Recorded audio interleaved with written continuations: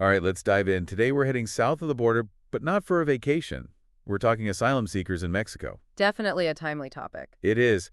You know, it's interesting. Mexico is becoming a new home for many fleeing violence, not just a stop on the way to the U.S. Yeah, it's a big shift, and it really shows how migration in the Americas is changing. Huge changes. Okay, so our main source today is an article from the Associated Press. It came out just last week, February 15th, 2025. And the title's pretty telling. With doors closed to the U.S., asylum seekers turn a new life in Mexico. Yeah, that article really captures how urgent this is becoming. Absolutely. Like, one thing that really stood out to me was that asylum applications in Mexico tripled in January. That's just 1 month. Crazy, right? Makes you wonder why now? Why it's such a big jump? Well, the article mentions a couple of things. One, there are way more restrictions on asylum in the U.S. now. Right, we saw those ramp up under Biden, didn't we? We did, and now with Trump back in office, his new executive orders have made it even harder.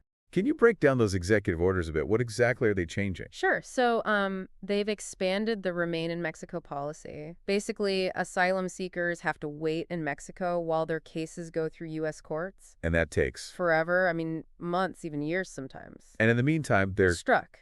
In a foreign country with very little support, it's tough. I can imagine. So they're just kind of in limbo. Pretty much. Vulnerable, too, you know. They're fleeing danger, and now they're in a new place with no safety net, so it's risky, exploitation, violence, all that. That makes sense. Is there anything else in those executive orders we should know about? Well, they're also using Title 42 a lot more. That's the public health order that lets border officials expel migrants, including asylum seekers, super fast, no due process. Oh, right. Title 42. That's been controversial, hasn't it? Yeah, a lot of human rights groups say it violates people's right to seek asylum. It's complicated. For sure.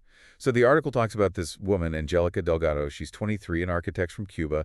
She went to Mexico in December of 24, hoping to get to the U.S. Then those executive orders came out. Yeah, her story really shows how these policies impact people, real people, on a personal level. It's crazy. She's an architect.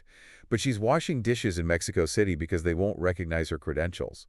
I mean, what a loss, right? All that talent just got wasted. Makes you think how many others are in the same boat. Right, like a brain drain, but in a different way. I mean, it makes you wonder what this means for Mexico's economy long term. Exactly. So it sounds like Angelica isn't the only one. A lot of people were using that Biden-era app, the CBP one, to schedule appointments at the border, you know, try to do it the right way. But then Trump canceled it. Day one, gone. Wow. Talk about a curveball. So many people were left hanging. What a mess. So what happens to all those folks who were counting on that app? Well, a lot of them end up stuck, basically. The thing is, the CBP One app, it was meant to make things more orderly at the border, you know, have people schedule their asylum interviews, and it was actually working. Really? Yeah, in 2024, asylum applications in Mexico actually went down for a while because of that app. But now Now it's back to the Wild West. pretty much. And the article talks about how historically, Mexico has been pretty welcoming to refugees, you know?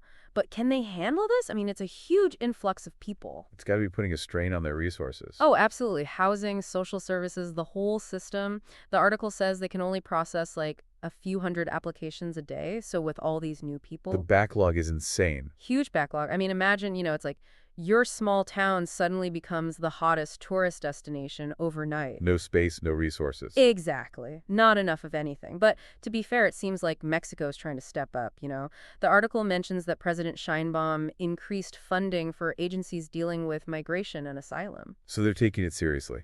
It looks like it. I mean, they have to, right? It's a humanitarian crisis brewing. Plus, a lot of these asylum seekers, they have skills, you know, that they could contribute a lot to the economy. Right, like Angelica, the architect. This isn't just about Mexico, though, is it? I mean, the article also mentions how other South American countries are starting to close their borders, too. Totally. It's like a domino effect. Ecuador, Chile, Peru, they're all tightening up. Used to be more open, especially to Venezuelans. Makes sense. There's only so much any one country can take. Right. It's a complicated situation. Economics, politics, social issues, it's all tied together. And then the article brings up this other guy, Harry Luzardo. He's 37, from Venezuela. Okay, what about him? So he'd been trying to make it in Ecuador and Chile, but it was rough. Really rough. So he decided to try and get to the U.S., but he ended up stuck in Mexico. yeah.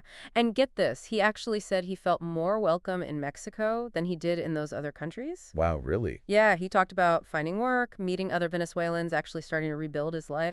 It's kind of inspiring in a way, finding hope in the middle of all this chaos. It is. I mean, it shows that Even though Mexico is dealing with a lot right now, they're still offering some people a chance they didn't have anywhere else. It really makes you think, what does it mean to be a welcoming nation? It's a deep question, and it's not just about Mexico. We all have to grapple with it. We do, because at the end of the day, this is about people, real people trying to survive, and what are our responsibilities to them. Yeah, it's a huge question. I mean, what would I do if I had to leave everything behind, start over somewhere new, not knowing what's going to happen?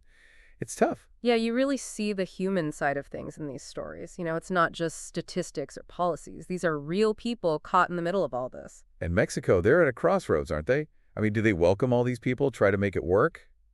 Or do they push back? It's a big decision, huge implications, not just for Mexico, but for the whole region, really. Yeah, what they do could set an example for other countries. It's like, what responsibility do we have to help people in need? Exactly. Big questions and no easy answers. But I think by talking about it, hearing these stories, we can at least start to understand the situation better. Right, get a more complete picture.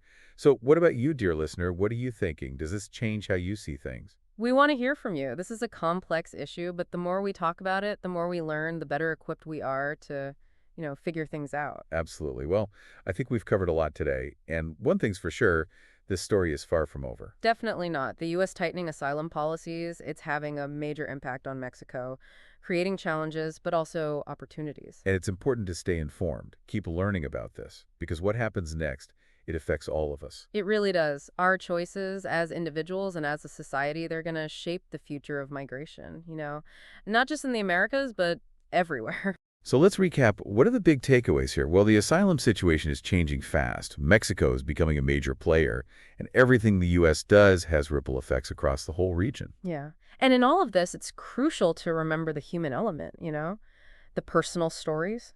Because in the end, it's about recognizing that we're all connected. No matter where we come from, where we're going, we're all human beings. Well said. Thanks for joining us on this deep dive.